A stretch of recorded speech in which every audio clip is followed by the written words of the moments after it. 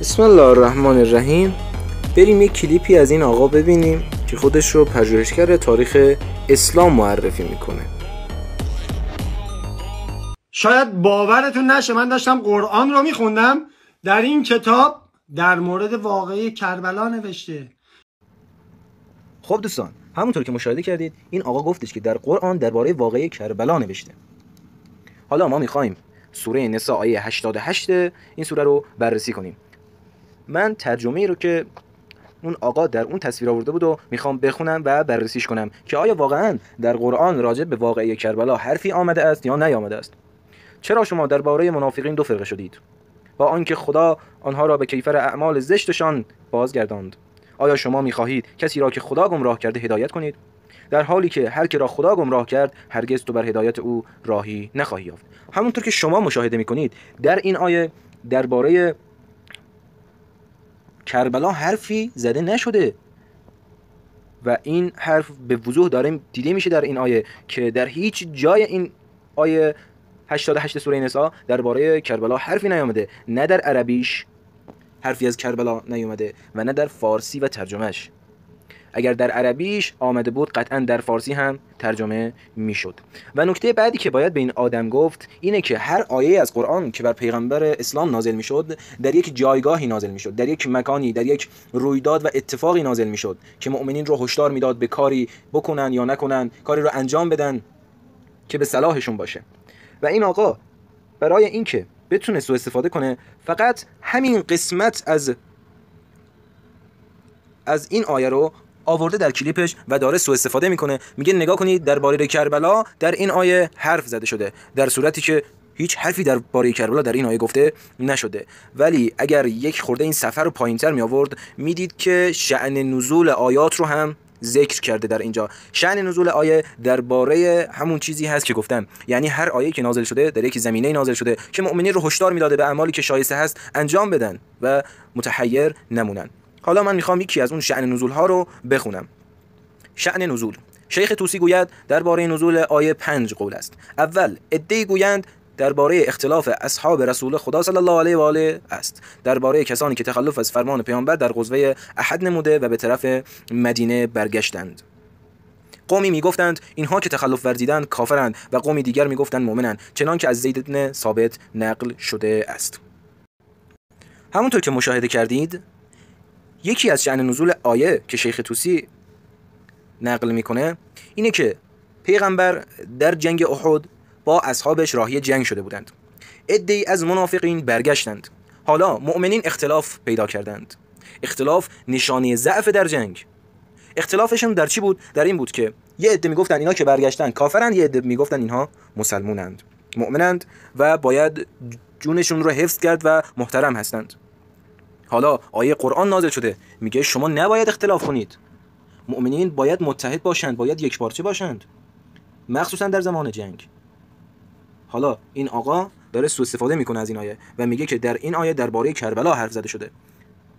اگر این آقا یک خورده کماکان که گفتم این صفحه رو پایین میکشید و این شأن نزول رو میخوند شاید این چنین با جهل و نادانی حرف نمیزد.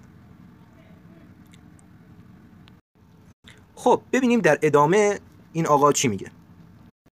نوشته اون کسانی رو که الله به راه کج برده توی مسلمان دیگه نمیتونی برش گردونی. یعنی چی؟ یعنی یزید رو الله به راه کج برد، اون مقصره، نه کسی دیگه ای.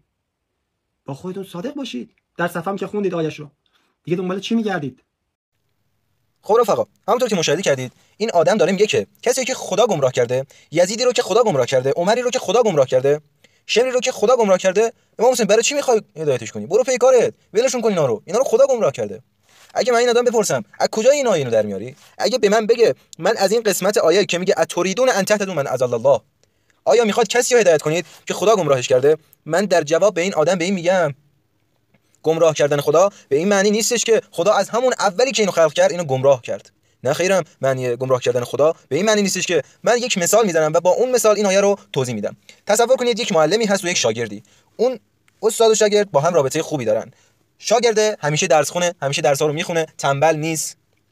معلمم براش وقت میذاره، روزی 4 ساعت باهاش کار میکنه. در نتیجه نمراتش معلم چند میده؟ 20 میده. همشو 20 میده. چون که داره تلاش میکنه، میبینه داره تلاش میکنه، روزی 4 ساعت هم براش وقت میذاره. حالا اگه اون شاگرده، اون دانش آموزه روزی 6 7 ساعت درس نخونه، تنبل بشه، نمراتش چند میشه؟ 20 میشه 0 میشه 4 میشه 2.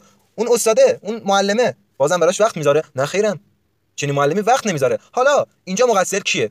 مقصر شاگرده است یا اون استاده است؟ خب معلومه مقصر شاگرده. وقتی تلاشی نکرده، تلاشی نمیکنه، نمراتش هم نباید 20 بشه، چون که خودش خواسته. دیگه معلم براش وقت نمیتونه بذاره، چون که این آدم تنبله. حالا بیایم رو همین آیه قرآن، میگه خدا گمراه میکنه. یعنی چی خدا گمراه میکنه؟ یعنی خدا در رحمت رو بروش میبنده. یعنی این با این آدم کاری میکنه که گمراه بشه. به خاطر چی؟ به خاطر کاری که انجام داده. یعنی وقتی تو یه راهی کجی رو همینطور داره ادامه میدی، برام نمیگردی اون کارت، خدا بهت تذکر میده. به وسیله امام حسین تو کربلا بهت تذکر میده. حتی در اون لحظه که شمر میخواست سر امام حسین ببره، گفت نبر، نکن این کارو، اگه نکنی من نجاتت میدم. شمر بعد از اون کار، بعد از اینکه راه گمراهی رو ادامه داد، خدا در رحمت رو بروش بست و این آدم گمراه شد. گمراهی به این معناست، به این معناست که وقتی شاگرد که این انسان باشه کم بذاره، و استاد چیکار میتونه بکنه با این شاگرد؟ وقتی شاگرد روزی 6 ساعت درس بخونه، نمراتش میشه 20، اون استاد بهش کمک میکنه. روزی 4 ساعت براش وقت میذاره استاده.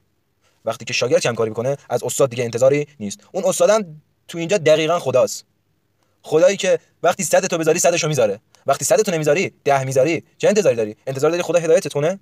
نه، خدا درهای رحمت رو میبنده برود و این به معنای گمراهیه و همین هم باعثش خودتی، چون یه کارایی رو کردی که باعث شده گمراهت کنه خدا، یعنی درهای رحمت رو به روی خودت ببنده. در ادامه این آدم در کامنت یک حرفی زده، میخوام اون رو اول ببینید و دربارش میخوام حرف بزنم. خب رفقا، همونطور که میبینید این آدم که این پست رو گذاشته، یک فردی اومده منبع گذاشته برای این حرف این آقا و این آقا این حرف رو پین کرده، همونطور که مشاهده میکنید. منبع امام سجاد و توهینی که این آدم جاهل به حضرت سجاد کردن. بعد ادامه میده، بعد از عاشورا سجاد بدون هیچ کینه‌ای با یزید بیعت کرد و طی جمله تاریخی گفت من غلام یزید هستم، اگر میخواهد من را نگه دارد یا بفروشد. منبع الکافی جلد 8 صفحه 235. خب ما الان میریم کتاب الکافی جلد 8 صفحه 235. من بخوام بیام بیرون شما هم ببینید. الکافی همونطور که مشاهده میکنید، المجلد یعنی جلد 8، المجلد 8، البته عربا اینطوری نمیگن، المجلد 8 یعنی جلد 8. خب ما میریم مطالعه این کتاب. من قبلا اینو آماده کردم. خب صفحه 235 همونطور که مشاهده میکنید این صفحه 235 هستش. من هیچ چیزی اینجا نمیبینم اینکه امام سجاد گفته باشه که من غلام یزید هستم علیه بالله. بعدش هم این کتاب حجه، یعنی این آدم در این حد جهل داره، در این حد نادانه. شما دقت کنید اینجا رو نوشته کتاب الحج، یعنی کسایی که مثلا میرن کعبه، مکه، دیدار خانه خدا، اعمال اونها رو اینجا بیان میکنه.